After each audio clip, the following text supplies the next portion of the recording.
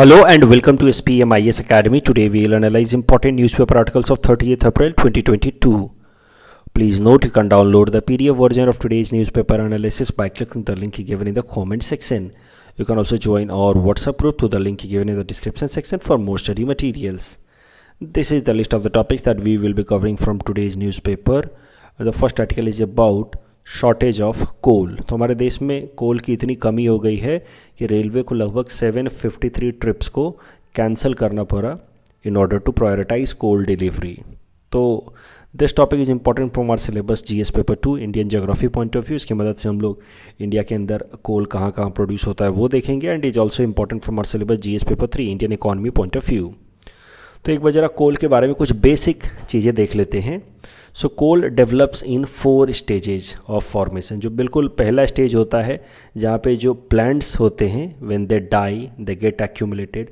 तो coals are created from the fossils of the plants. जब वो मरते हैं और फिर over a period of time उनके ऊपर और लेयर ओवर लेयर जब सॉइल डिपॉजिट होता है they are subjected to heat and temperature, then they convert into basic type of coal जिसको हम लोग पीट कहते हैं।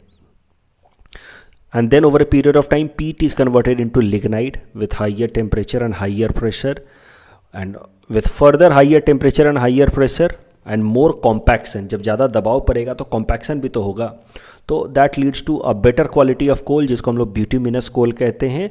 और ज़्यादा प्रेशर टेम्परेचर और कॉम्पैक्शन से फिर और बेहतरीन क्वालिटी का कोल बनता है जिसको हम लोग एंथ्रासाइट कहते हैं। So peat is the worst quality of coal. In fact कई सारे बुक्स उसको पर्टिकुलरली कोल मानते भी नहीं हैं, they call it a stage prior to coal. फिर होता है लिग्नाइट, फिर होता है ब्यूटिमिनस एंड देन एंथ्रासाइट। तो peat it is not even considered a coal. Heat और प्रेशर से लिग्नाइट जो इस तरह का ब्राउन कलर का होगा, फिर further heat and pressure bituminous which is soft coal, and further heat and pressure leads to formation of anthracite. अगर बात की जाए कि क्या अंतर है पीट में और एंथ्रासाइट में, तो व्हेन यू मूव फ्रॉम पीट टू एंथ्रासाइट साइड तो you will get more and more carbon content. तो एंथ्रासाइट कोल होगा, इसमें कार्बन कंटेंट ज़्यादा होगा और इस कारण से इसको बर्न करने पे हीट ज़्यादा रिलीज होगा। जबकि वही अगर पीट की बात की जाए तो इसमें कार्बन कंटेंट कम होगा, मॉइस्चर कंटेंट ज़्यादा होगा और इसी कारण से इससे इतना ज़्यादा हीट नहीं निकलेगा जितना एंथ्रासाइट से निकलेगा। तो ये है मेन अंतर in the 4 different types of coal. Peat ज़्यादा मॉइस्चर लेस कार्बन, उसके तुलना में इसमें मॉइस्चर कम ज़्यादा कार्बन, एंथ्रासाइट में सबसे ज़्यादा कार्बन लीस्ट मॉइस्चर। तो अगर एंथ्रासाइट की बात की जाए तो of course it is best quality of coal, लेकिन अगर इंडिया में बात की जाए तो ये बहुत कम क्वांटिटी में मिलता है, बहुत थोड़ा बहुत मिलता है और वो भी जम्मू एंड कश्मीर में। इंडिया का जितना भी एंथ्रासाइट कोल है 80 to 90% तक जो एंथ्रासाइट कोल है वो जम्मू कश्मीर में मिलता है। इसी कारण से इंडिया के अंदर जो कॉमर्शियल स्केल पे हम जिस कोल का इस्तेमाल करते हैं वो है ये वाला कोल, ब्यूटिमिनस कोल। ब्यूटिमिनस कोल की बात की जाए तो इसमें लगभग 60 to 80% तक कार्बन कंटेंट होता है, जबकि एंथ्रासाइट में 90% तक कार्बन कंटेंट हो सकता है। तो ब्यूटिमिनस में 60 to 80% तक कार्बन कंटेंट होता है। And bituminous coal is found in states like Jharkhand, West Bengal, Orissa, Chhattisgarh, Madhya Pradesh. जबकि लिग्नाइट कोल में 40 to 50% तक कार्बन कंटेंट होता है, मॉइस्चर कंटेंट ज़्यादा होता है और ये राजस्थान में या असम के अंदर भी ये लिग्नाइट टाइप कोल ज़्यादा पाया जाता है, तमिलनाडु में लिग्नाइट कोल पाया जाता है। तो इंडिया के अगर अंदर बात की जाए तो ये हैं different types of coal mines found in India और coal fields found in India. उसमें अगर बात की जाए तो ये वाला जो कोल फील्ड है इसको हम लोग गोंडवाना कोल फील्ड कहते हैं सेंट्रल इंडिया में। वही छत्तीसगढ़, उड़ीसा, झारखंड, ये गोंडवाना कोल फील्ड्स ये थोड़े से रिलेटिवली पुराने हैं। तो पुराने हैं इसी कारण से यहाँ के जो कोल हैं वो ब्यूटिमिनस टाइप हैं, बेटर क्वालिटी के। मैंने आपको पहले ही बताया कि इंडिया के अंदर एंथ्रासाइट कोल काफ़ी कम मिलता है। तो जो बेस्ट क्वालिटी ऑफ कोल मिलता है कॉमर्शियल स्केल पे वो है गोंडवाना कोल फील्ड से मिलने वाले कोल, जिनका जो ब्यूटिमिनस टाइप के हैं ये यही कोल होते हैं जो हमें झारखंड, उड़ीसा, छत्तीसगढ़ से मिलता है। जबकि अगर बात की जाए आसाम की या फिर बात की जाए तमिलनाडु की तो यहाँ से जो कोल हमें मिलता है वो लिग्नाइट टाइप का होता है which belongs to the tertiary coal field. इनकी एज लगभग 55 मिलियन ईयर्स ही है। तो जितना ज़्यादा पुराना कोल होगा उतना बेहतर क्वालिटी का होगा। तो गोंडवाना कोल फील्ड पुराने हैं इसलिए वहाँ पे ब्यूटिमिनस टाइप है। ये जो लिग्नाइट कोल फील्ड्स हैं वो रिलेटिवली यंगर हैं इसलिए यहाँ पे लिग्नाइट टाइप है, 55 मिलियन ईयर्स इनकी एज है। तो these are the mainly two kinds of coal mines in India. एक ये हो गया गोंडवाना और दूसरा हो गया ये टर्सरी, जिसमें जहाँ पे लिग्नाइट मिलता है। ध्यान रहे तमिलनाडु के अंदर भी लिग्नाइट कोल ही मिलता है।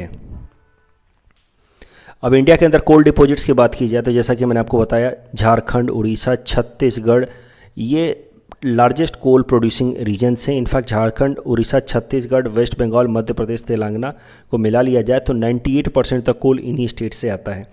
इनफैक्ट सिर्फ झारखंड और उड़ीसा से ही लगभग 50% कोल आता है। Jharkhand is the largest coal producing state in India. Assam की अगर बात की जाए तो it comes at 12th rank as far as coal reserves are concerned. North east के अंदर Meghalaya is having largest reserve which is ranked at 11। तो नॉर्थ ईस्ट के अंदर सबसे ज़्यादा मेघालय है, उसके बाद आसाम है। ओवरऑल इंडिया में बात की जाए तो मेघालय की रैंक है 11, आसाम की रैंक है 12। असम के अंदर अगर इंपॉर्टेंट कोल फील्ड्स की बात की जाए तो माकूम कोल फील्ड जो तिनसुकिया में है, Dilli Jeypore coal field which is partially और partly in Dibrugarh, partly in Sivasagar. अब करेंट कॉन्टेक्स्ट समझते हैं कोल को लेकर के क्यों इतना कुछ हम देख रहे हैं, वाई कोल इन न्यूज़। तो हमारे देश में कोल की क्राइसिस हो गई है, कोल की कमी हो गई है, जिस कारण से कई जगह पे ब्लैकआउट्स या पावर शॉर्टेज देखा जा रहा है अर्बन और रूरल एरियाज़ में।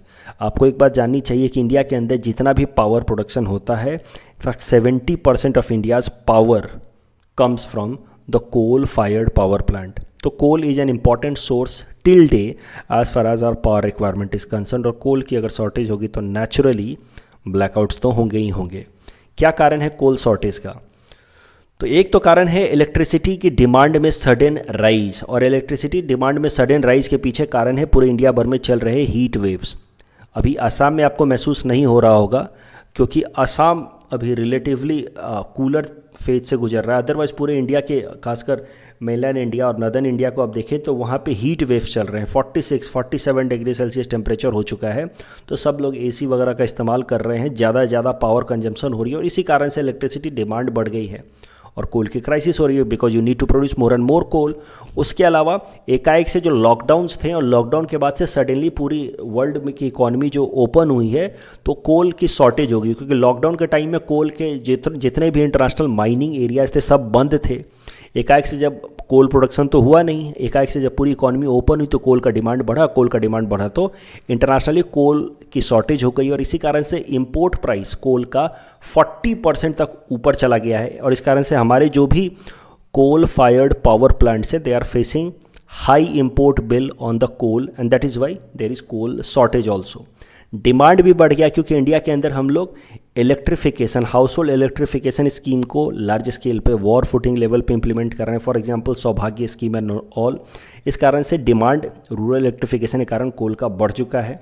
और सबसे बड़ा कारण है कि हमारे यहाँ पे जो कोल सेक्टर को लेकर के जो उसके एक्सप्लोरेशन और माइनिंग की पॉलिसी थी वो काफ़ी कंजर्वेटिव पॉलिसी रही है अभी तक, क्योंकि कोल सेक्टर को भारत सरकार ने, इंदिरा गांधी की सरकार ने नेशनलाइज कर दिया था। जैसे बैंक्स को नेशनलाइज कर दिया था वैसे ही कोल को भी नेशनलाइज कर दिया था और कोल सेक्टर पे मोनोपोली बना दी गई थी कोल इंडिया लिमिटेड की, उसके एक्सप्लोरेशन की और उसकी माइनिंग की सारी रिस्पॉन्सिबिलिटी जो है वो कोल इंडिया लिमिटेड को दे दी गई थी।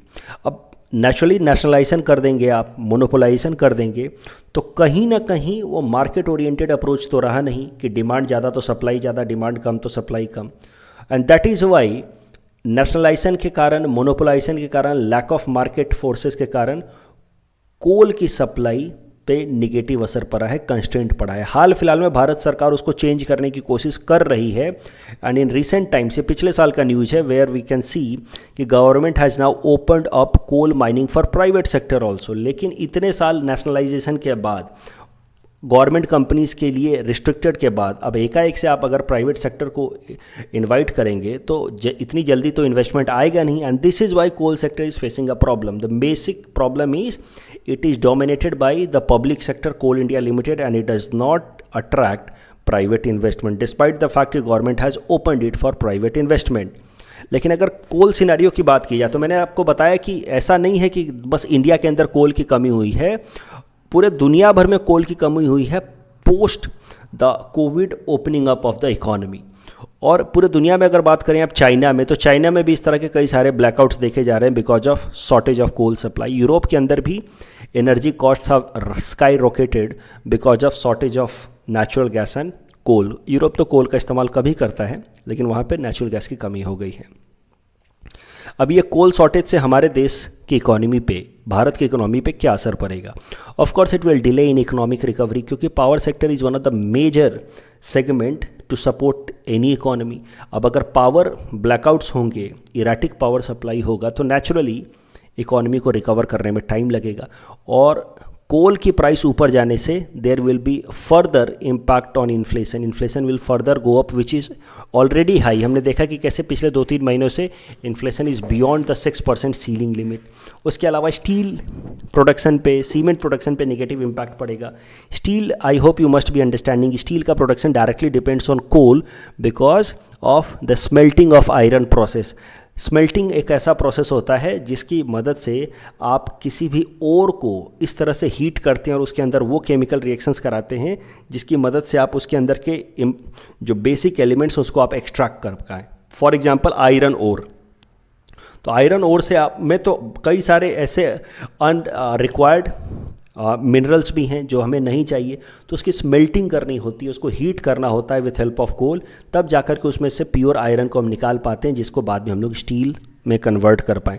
तो स्टील के प्रोडक्शन में, सीमेंट के प्रोडक्शन में इसका रिक्वायरमेंट है कोल का। अगर कोल की शॉर्टेज है तो स्टील सीमेंट की शॉर्टेज होगी, जिससे इंफ्रास्ट्रक्चर सफ़र करेगा। इस टॉपिक के बेसिस पे prelims practice question, this question in fact came in UPSC prelims 2019, ये हमने दे रखा है, प्लीज अटेंड दिस क्वेश्चन। इस क्वेश्चन को अटेम्प्ट करने के लिए यहाँ पे कुछ हिंट्स भी हमने दे रखा है, इसकी मदद से आप इस सवाल को आराम से अटेम्प्ट कर सकते हैं।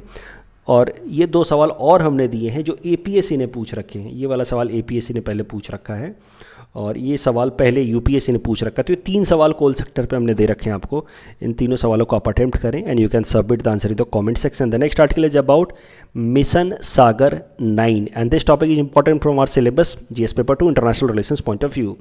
तो क्या है करंट न्यूज़? भारत सरकार ने एक मिशन लॉन्च किया है, मिशन सागर 9, जिसकी मदद से हमारे देश की एक शिप INS घड़ियाल, इसकी मदद से हमने लगभग 760 kilogram of life saving medicines Sri Lanka में ट्रांसपोर्ट किए हैं। आपको एक बात पता है कि Sri Lanka is moving through a phase of economic crisis.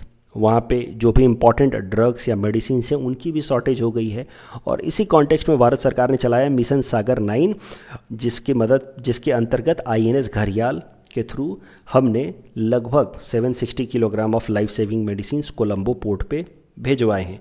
ये जो मिशन सागर 9 इनिशिएटिव है, it is overall under Sagar mission started by government of India in 2015। Sagar का फुल फॉर्म है security and growth for all in the region. Sagar के बारे में एक बार और देखते हैं। जैसा कि मैंने आपको बताया, इट वाज लॉन्च इन 2015। हमारे प्रधानमंत्री Narendra Modi ji when he was on visit of Maldives, Sri Lanka and Mauritius, उस कॉन्टेक्स्ट में उन्होंने सागर मिशन को लॉन्च किया था, जिसका मेन पर्पस था कि जो इंडियन ओशन आइलैंड कंट्रीज हैं जैसे श्रीलंका, मॉरिशस, मालदीव, इनके साथ इंडिया अपने स्ट्रैटेजिक कोऑपरेशन स्ट्रॉन्ग करे, specially in the Indian ocean, ताकि इंडिया का ओवरऑल फुटप्रिंट इंडियन ओशन में स्ट्रॉन्ग हो। आपको एक बात जाननी चाहिए कि इंडिया का ओवरऑल इंडियन ओशन को लेकर के एक फॉरेन पॉलिसी है कि Indian ocean should remain backyard of Indian navy. Indian navy should become net security provider in the Indian ocean. Net security provider in the Indian ocean का सरल सा मतलब है कि अगर इंडियन ओशन में कोई भी चैलेंजेस आते हैं, मैरीटाइम पायरेसी से लेकर के नेचुरल डिजास्टर, तो Indian navy should be the first to respond. तो इंडियन नेवी का ये गोल है कि हम रहें नेट सिक्योरिटी प्रोवाइडर, हम रहें blue water navy in the Indian ocean. Indian ocean should remain the backyard of Indian navy. तभी जाकर के इंडिया अपनी सिक्योरिटी को गारंटी कर पाएगा, क्योंकि इंडिया का लगभग 7,500 किलोमीटर लॉन्ग कोस्ट लाइन है इन द इंडियन ओशन। तो इंडियन ओशन में अगर इंडियन नेवी मजबूत तो इंडिया की सिक्योरिटी मजबूत। तो इसी ऑब्जेक्टिव से इंस्पायर होकर के हमारी सरकार ने मिशन चलाया, सागर मिशन, जिसमें हमने श्रीलंका, मालदीव, मॉरिशस के साथ कोऑपरेशन स्ट्रॉन्ग किए। कुछ दिनों पहले मैं आपको बता रहा था कि कैसे हमने इन सारे देशों के ऊपर हमने उनके कोस्ट पे रडार सिस्टम्स लगाए हैं ताकि ओवरऑल सर्विलेंस हम इंडियन ओशन में स्ट्रॉन्ग कर सके। दैट इनिशिएटिव रडार जो हमने लगाया इन सारे देशों के अंदर, श्रीलंका, मॉरिशस, मालदीव में, that also was taken under this Sagar mission. तो mission Sagar 9 is an initiative under Sagar mission itself. अभी मिशन सागर 9 आपसे सीधा सीधा मेंस में तो नहीं पूछा जाएगा, बहुत होगा तो आपसे पीटी में पूछ लेगा मिशन सागर 9 किसके लिए लाया गया था, answer would be Sri Lanka. Mains में कभी आप सागर मिशन पे लिख रहे हो जवाब, कभी आप इंडियन ओशन में भारत की पॉलिसी पे जवाब लिख रहे हो, उस टाइम में आप सागर लिख सकते हैं और उसमें अंत लिख सकते हैं कि recently India started Sagar mission 9 under Sagar initiative of government of India. India Sri Lanka relations पे आप कभी जवाब लिख रहे हो तो उसमें आप रिसेंट इनिशिएटिव में लिख सकते हैं, in order to strengthen India Sri Lanka relations the government of India launched mission Sagar 9 where it helped in reaching some life saving drugs to Sri Lanka considering the ongoing financial and economic crisis. इस topic के basis पे ये prelims practice question हमने दे रखा है, this would be question number 4। इसको मैं ठीक कर दूंगा पीडीएफ में। Please attend this question and you can submit the answer in the comment section. The next article is about 12 to 13 years needed to overcome COVID losses and this topic is important from our syllabus GS paper 3 Indian economy point of view. देखिए मुद्दा ये है कि RBI ने एक report publish की है, इस रिपोर्ट का नाम है स्कैर्स ऑफ द पैंडेमिक। ये काफ़ी इंपॉर्टेंट रिपोर्ट है, ध्यान रखना, इस पर सवाल आएगा, मेंस में भी आएगा। स्कैर्स ऑफ द पैंडेमिक, जिसमें साफ साफ कहा गया है कि पैंडेमिक के कारण भारत की इकोनॉमी 12 से 13 साल पीछे हो गई है, यानी कि पैंडेमिक के इम्पैक्ट्स को ऑफसेट करते करते हमें लगभग 12 से 13 साल लग जाएंगे। तो अभी से लेकर के 2033-35 में जाकर के पैंडेमिक के जो भी निगेटिव इम्पैक्ट्स हैं उसको हम लोग ऑफसेट कर पाएंगे। This is the first detailed analysis of the pandemic on the Indian economy. तो लॉकडाउन के क्या इम्पैक्ट्स हुए हैं, पैंडेमिक के क्या इम्पैक्ट्स हुए हैं, वो एक एक करके देखते हैं। तो इस रिपोर्ट में उन्होंने बताया है कि पिछले 3 सालों में 2020, 21 और 22 में हर साल लगभग 19 लाख, 17 लाख और 16 लाख करोड़ का नुकसान हुआ है इंडियन इकोनॉमी को। अगर नॉमिनल कॉन्टेक्स्ट में बात की जाए तो, मतलब करंट प्राइसेस के बेसिस पर अगर बात की जाए तो, यानी कि ऐड अप करके देखा जाए तो लगभग 52 लाख करोड़ का इकोनॉमी को नुकसान हुआ है। उसके अलावा दूसरा आपको एक बात भी जानना चाहिए, आपको पता भी होगा कि FRBM physical responsibility budgetary management act के अंतर्गत जो ओरिजिनली 2003 में लाया गया था, उसमें टारगेट थे कि हमें फिजिकल डेफिसिट को 3% तक कंट्रोल करना है, उसके अंदर रखना है, राइट। लेकिन वो ऑफकोर्स 2008 तक करना था, लेकिन बार बार उसको अमेंड करके हमने डेट आगे बढ़ाया, लेकिन हमारा फिजिकल डेफिसिट वही 3-3.5 के आसपास रहता था। But during the pandemic phase, you see, suddenly the fiscal deficit has gone up to 9.5%.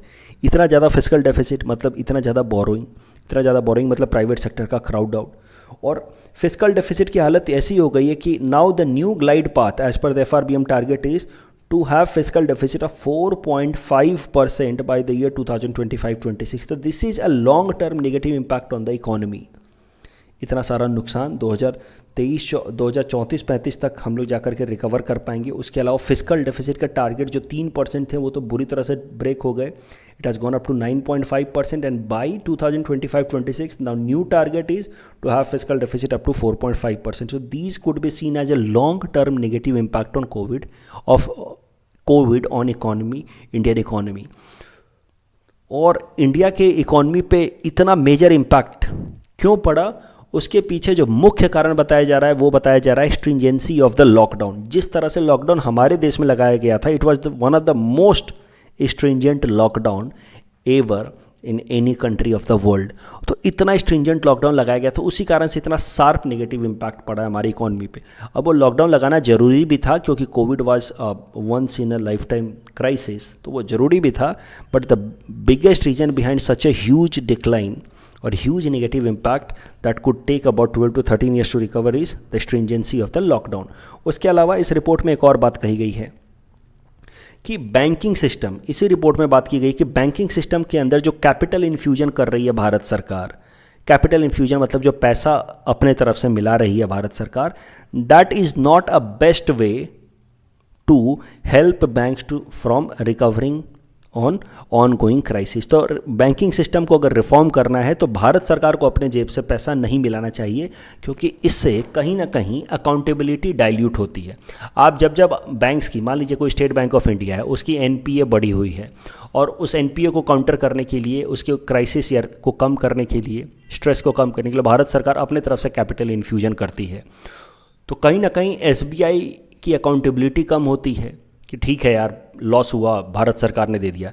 इस बात की क्या गारंटी है कि इस तरह का लॉस एसबीआई फ्यूचर में फिर से नहीं करेगा? So this is how this report says कि capital infusion may not be the best way to help banks from recovering the on going crisis. ठीक है, so public sector banks should not be dependent on recapitalization. Rather, they should become efficient enough to offset their own losses and ensure कि there are no losses in the future. उसके अलावा इसी report में एक और बात कही गई है कि बैंक्स के अंदर कंपटीशन बढ़ाने के लिए आरबीआई को अपनी ऑन टैप पॉलिसी का ज़्यादा इफेक्टिव तरीके से इस्तेमाल करना चाहिए। तो एक नई बात आप सीखोगे, ऑन टैप लाइसेंसिंग पॉलिसी। हो सकता है पीटी में आपसे पूछ ले। तो इस रिपोर्ट में कहा गया है कि अगर बैंकिंग सेक्टर को ज़्यादा इफेक्टिव बनाना है, कॉम्पिटिटिव बनाना है, तो आरबीआई को अपना ऑन टैप लाइसेंसिंग पॉलिसी को ज़्यादा इफेक्टिवली इस्तेमाल करना चाहिए। तो क्या है ऑन टैप लाइसेंसिंग पॉलिसी, ये ज़रा समझो। 2016 में ये पॉलिसी लाई गई थी। ऑन टैप लाइसेंसिंग पॉलिसी का सरल सा मतलब है कि साल के किसी भी वक्त आरबीआई बैंकिंग लाइसेंस किसी भी बैंकिंग एप्लीकेंट को दे सकती है, बशर्ते that applicant fulfils the required conditions. पहले कैसा होता था इस ऑन टैप लाइसेंसिंग पॉलिसी से पहले तक, 2016 से पहले तक, कि आरबीआई एक प्रॉपर टाइम अनाउंस करती थी कि अभी अगर कोई नया बैंक खोलना चाहता है तो वो अप्लाई करे, हम उसको लाइसेंस दे सकते हैं। तो जब आरबीआई ये विंडो अलाउ करती थी, तभी जाकर के कोई भी नया बैंक के लिए लाइसेंस डाल सकता था, कि लाइसेंस के लिए अप्लाई कर सकता था। आरबीआई ने कहा कि चलिए अभी इस मई महीने में we are willing to give licence for new banks, and then only a new applicant could file application for banking licence. लेकिन on tap banking licensing policy 2016 में लाई गई, जिसमें आरबीआई ने कहा कि you can keep on filing for banking licence, और RBI आपकी क्वालिफिकेशन और कैपेबिलिटीज़ के हिसाब से आपको लाइसेंस कभी भी दे सकती है। तो ये ऑन टैप लाइसेंसिंग पॉलिसी, यानी कि कभी भी आपको लाइसेंस मिल सकता है, ये पॉलिसी तो ले आई आरबीआई, लेकिन इसका इफेक्टिव तरीके से इस्तेमाल नहीं कर रही है। यूनिवर्सल बैंकिंग लाइसेंस कभी भी दिया जा सकता है, लेकिन उसका इफेक्टिव तरीके से इस्तेमाल नहीं कर रही है। ये आर्टिकल कहता है कि उसका इफेक्टिव इस्तेमाल करे, तभी जाकर के बैंक्स के अंदर एक कॉम्पिटिशन का माहौल बनेगा। तो यूनिवर्सल बैंक लाइसेंस कभी भी दिया जा सके, that is on tap banking licensing policy. तो यूनिवर्सल बैंक के बारे में जरा समझ लो। Universal bank are those banks that participates in all kinds of banking activities that a commercial bank should engage, plus investment banking activity including financial services like insurance and all. तो अगर कोई एक ऐसा बैंक है जो तमाम commercial activities plus investment banking and insurance activities provide कर रहा है, then it will be known as universal bank. The next article is related to banking sector only, the merger of the banks and financial inclusion in our economy. This topic is again important for our syllabus GS paper 3 Indian economy point of view. तो bank consolidation या bank merger क्या होता है, ये तो आप समझते ही हैं। जब एक बैंक को दूसरे बैंक के साथ अमलगेट कर दिया जाए, टेक्निकली उसको अमलगेशन कहना चाहिए। जब एक एंटिटी को दूसरे एंटिटी में पूरी तरह से मिक्स कर दी जाए तो उसको अमलगेशन कहते हैं, लेकिन हमारे देश में जनरली वर्ड यूज़ किया जाता है बैंकिंग मर्जर। तो bank consolidation is a process by which one bank company takes over the another or one merges with the another. अभी बैंक कंसोलिडेशन इंडिया में स्टार्ट हुआ on recommendation of M Narasimhan committee, who was also RBI 13th RBI governor. N Narasimhan committee के report 1991 में उन्होंने suggest किया कि हमें अपने इतने सारे जो सरकारी बैंक्स हैं, पब्लिक सेक्टर बैंक्स, उनको अमलगेट करना चाहिए, कंसोलिडेट करना चाहिए इन 3 tier बैंकिंग स्ट्रक्चर। तो नरसिम्हन कमेटी 1991 में रिकमेंड करी थी for amalgamation of banks for 3 tier banking structure. 3 tier banking structure से हमारा मतलब ये है कि कुछ बैंक्स जब आप अमलगेशन करेंगे तो कुछ बैंक्स को अमलगेट करके या मर्जर करके उनका फोकस होना चाहिए कि they should focus on the international markets, international financial markets, कि वहाँ पे वो अपनी स्पेस बनाए। तो कम से कम 3 से 4 bank including state bank of India should try to develop themselves at the international level.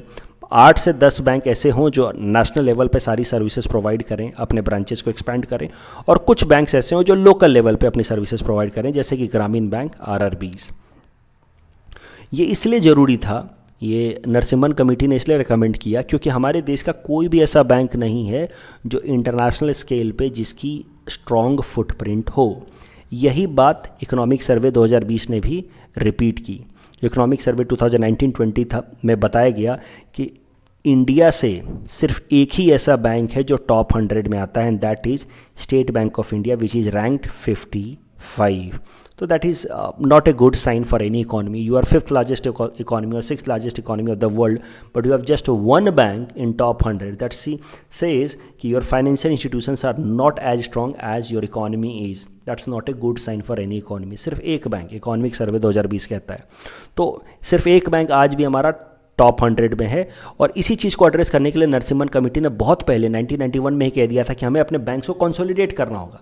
इतने सारे बैंक्स हो गए सरकारी बैंक्स कि सब छोटे छोटे हैं, अगर सबको कंसोलिडेट करो तो their capital will grow and then some of them will be able to compete at the international scale including state bank of India. लेकिन जिस तरह से नरसिम्हन कमेटी ने कहा था उस तरीके से कंसोलिडेशन 1991 में हो नहीं पाया, और ये जो कंसोलिडेशन का प्रोसेस है फिर 2017 में स्टार्ट हुआ। 2017 में तक हमारे देश में 27 पब्लिक सेक्टर बैंक्स थे, and after series of consolidation you know कि कई सारे बैंक्स एक दूसरे के साथ कंसोलिडेट कर दिए गए, मर्ज कर दिए गए। After series of consolidation that started in 2017, we have left with only 12 public sector banks. So क्या फ़ायदे थे merger of public sector bank से, वो भी ज़रा देखते हैं। क्यों नरसिम्हन कमेटी ने कहा था कि मर्जर किया जाए? एक तो फ़ायदा ये है कि some international presence will improve, global presence will improve, क्योंकि अभी सब आपस में ही कम्पीट कर रहे हैं, सबका खुद का कैपिटल छोटा है, they are competing in the national market, how can they compete और improve their presence in the global market.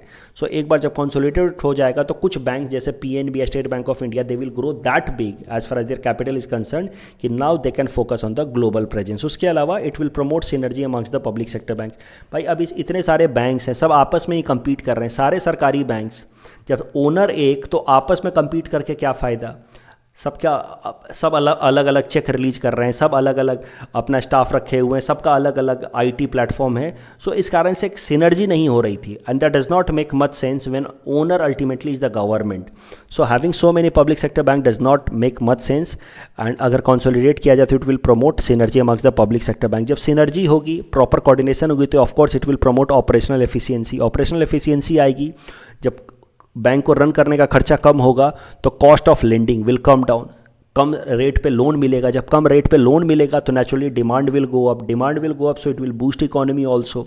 उसके अलावा अभी कैसा है कि सारे सरकारी बैंक्स आपस में कम्पीट कर रहे हैं, तो जहां उनको बिजनेस दिखता है, मान लो कि गुवाहाटी में ही सारा का सारा अपना सेंटर खोले हुए हैं, एटीएम खोले हुए हैं, दूर एरिया में वो अपना ब्रांच ओपन नहीं करना चाहते क्योंकि वहाँ पे उतना उनको बिजनेस नहीं दिखता है, तो because of competition financial inclusion is not happening. That was the idea.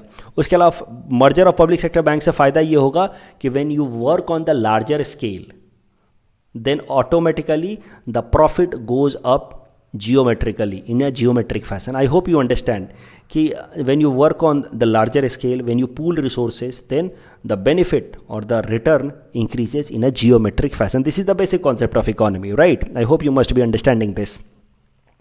अब जरा देखते हैं, तो अब हमने इतने सारे कंसोलिडेशन कर तो दिए पब्लिक सेक्टर बैंक्स के। अब आरबीआई एक नया रिपोर्ट लेकर के आई है। The report is titled currency and finance for the year 2021-22।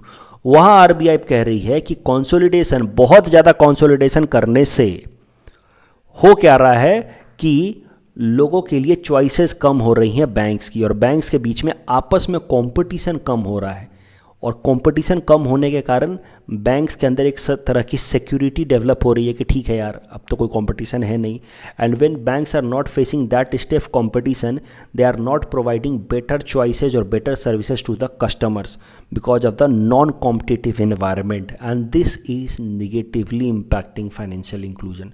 तो उल्टी कहानी हो गई। पहले हम सोच रहे थे कि कंसोलिडेशन करेंगे तो फाइनेंशियल इंक्लूजन बढ़ेगा, लेकिन अब इस नए रिपोर्ट में आरबीआई कह रही है कि भाई कंसोलिडेशन करने के कारण कंपटीशन कम हो गया, कंपटीशन कम हो गया तो अब इनको टेंशन ही नहीं है अलग अलग जगह पे जाकर के ब्रांच खोलने का और बिजनेस लाने का, and that is Y financial inclusion is suffering because of banking consolidation. So this is a new thing that has been come out, that is there, a thing that is coming out as a negative impact of merger of the banks. कल जो हमने आपको practice question दिया था उसका answer देख लेते हैं. Official language in India Hindi and English, so the correct answer is 1 and 2 only.